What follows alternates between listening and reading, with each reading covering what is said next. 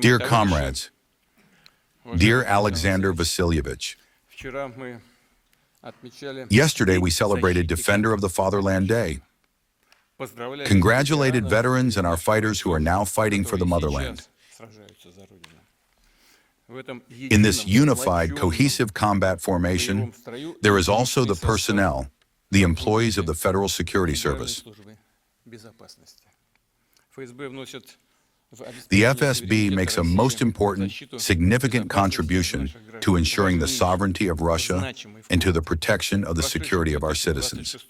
In the past year, 2025, in all key areas of work, you and your colleagues worthily resolved the assigned tasks. In neutralizing internal and external threats, you acted professionally and promptly. I want to thank the employees of the central apparatus and the territorial bodies of the FSB for their service to Russia, their high level of dedication, and for their personal courage. I will especially note those who are directly participating in the special military operation. These are the border guards, special forces fighters, military counterintelligence officers, all the colleagues, operatives, who are solving most important tasks for ensuring the security of Russia along the lines of our historical and border regions, in Donbass and Novorossiya. For demonstrated bravery, state awards were received last year by more than 2,000 FSB servicemen. 4 were honored with the title of Hero of the Russian Federation. 1 posthumously. I ask you to honor the memory of the FSB employees who died in the line of duty, and our combat comrades who fell for the motherland, with a minute of silence.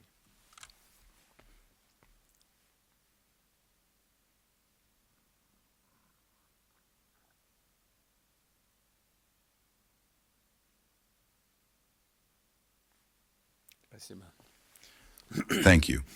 Alexander Vasilyevich, as always, we are talking to you about this. I know that you are dealing with this. Special attention must be given to families.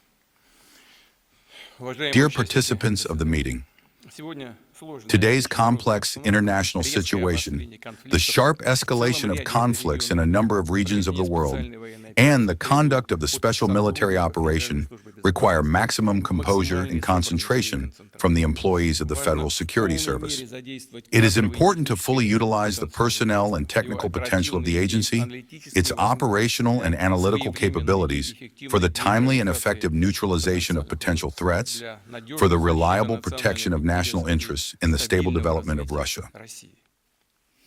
First of all, the fight against terrorism should be intensified. The dynamics of the main indicators in the field of anti-terror are clear and dictated by the current operational situation. They failed to inflict a strategic defeat on Russia on the battlefield. Therefore, the enemy is betting on individual and mass terror. This includes the shelling of cities, sabotage of infrastructure, and assassination attempts on representatives of state and military authorities. Here is another example. Yesterday at the Savyalovsky railway station, apparently, this requires, of course, additional work on your part.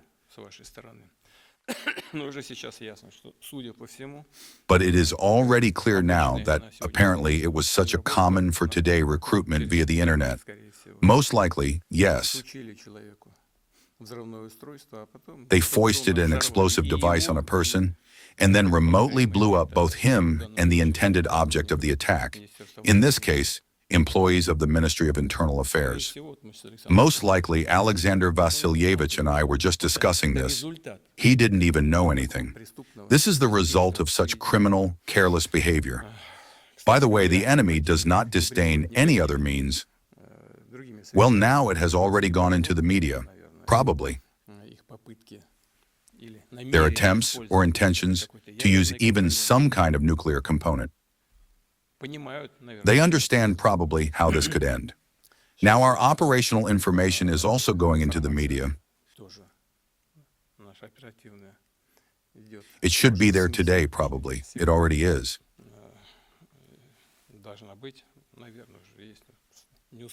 I haven't had time to look at anything. We are talking about a possible explosion of our gas systems along the bottom of the Black Sea. These are the so-called Turk Stream and Blue Stream. They just cannot calm down. They do not know what to do to destroy this peaceful process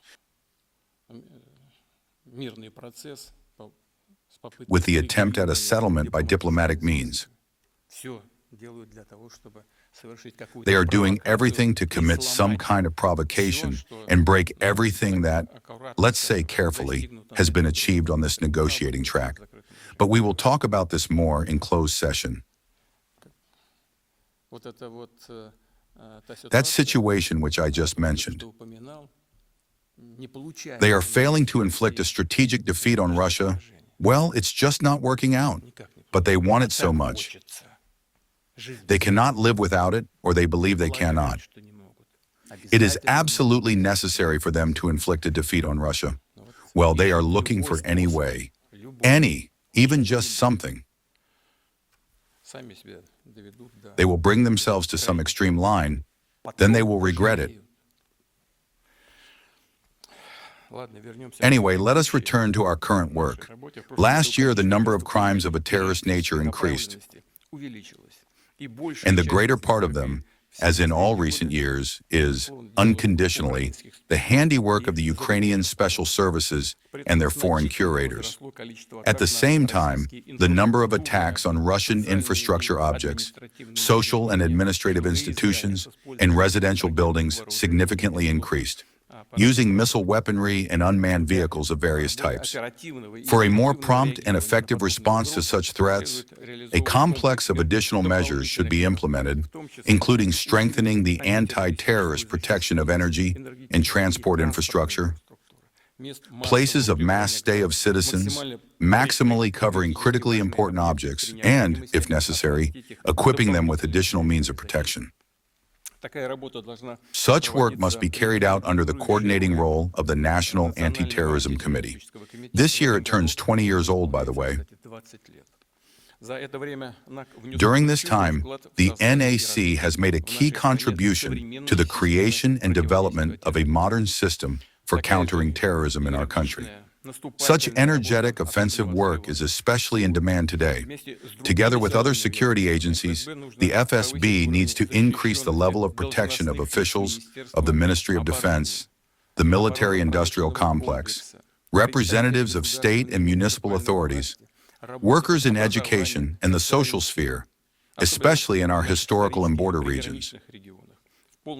To the full extent, this also applies to public opinion leaders, journalists, and volunteers who are constantly threatened by the Kiev regime.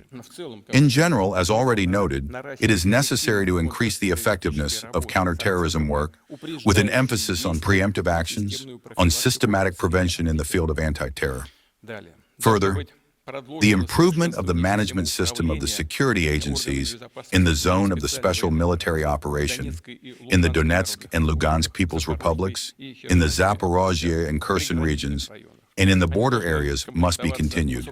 They must be staffed with highly professional, experienced employees ready to act in any non-standard, complex, and dangerous situation. Serious additional measures must be taken for the protection of the state border. It is necessary to strengthen its infrastructure, increase the level of combat readiness and technical equipment of the border agencies, act in close coordination with units of the Ministry of Defense, the Russian National Guard, and the Ministry of Internal Affairs, as well as territorial structures and authorities. Responsible tasks stand before the counterintelligence units. We are talking about strengthening work in the rear areas of the Special Military Operations Zone, about counterintelligence cover for combat units, critically significant industrial facilities, infrastructure, technological and scientific centers, and about more active identification and suppression of the activities of career employees of foreign special services and the agents recruited by them. The protection of confidential, closed, and secret information requires special attention, primarily of a military and strategic nature, including information about promising domestic defense and civilian developments. We have them, and there are already noticeable achievements, clear to everyone, already presented. But there are also other developments that are in the stage of implementation. Dear colleagues, the fight against extremism remains an urgent task for the Federal Security Service. In recent years, significant results have been achieved in this direction. It is necessary to continue to harshly suppress the criminal activities of those who propagate ideas of Russophobia, xenophobia, religious intolerance, and thereby attempt to split our society. The current year has been declared the Year of the Unity of the Peoples of Russia. Patriotism and shared responsibility for the fate of the motherland have united our people at all times. We need to cherish, develop, and protect these traditions and respond harshly to attempts to undermine or weaken the foundations of Russia's constitutional order. In this regard, special attention must be paid to ensuring the comprehensive security of the upcoming elections, to the State Duma, and to other government bodies. It is important that they are held in strict accordance with the law, reflect the genuine, sovereign will of the people of Russia, and that any external interference in the election campaign is excluded. To neutralize such threats is a task for your agency, the FSB, among others. Among other priorities, I will note the ensurance of economic security. In conditions of harsh sanctions pressure, it is important to continue work on protecting the rights of Russian business and to actively counteract crimes in the financial and banking spheres. The effectiveness of conducting import-export operations, the overall competitiveness of our national jurisdiction, and the improvement of conditions for investment in Russia depend on this in many ways.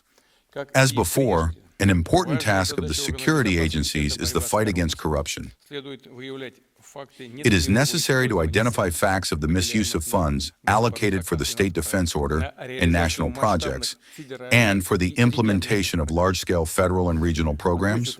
I will also note that year after year, statistics record a significant number of crimes in the information space, including cyber sabotage planned by foreign intelligence services against our critically significant infrastructure.